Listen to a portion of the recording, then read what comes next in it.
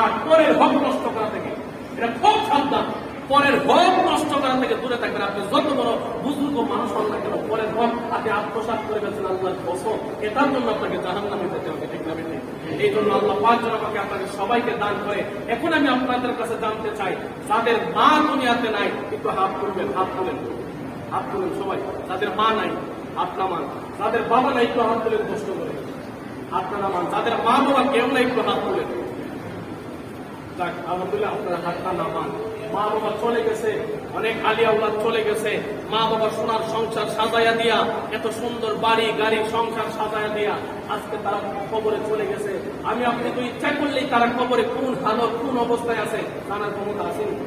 কথা বলার কেন আছে?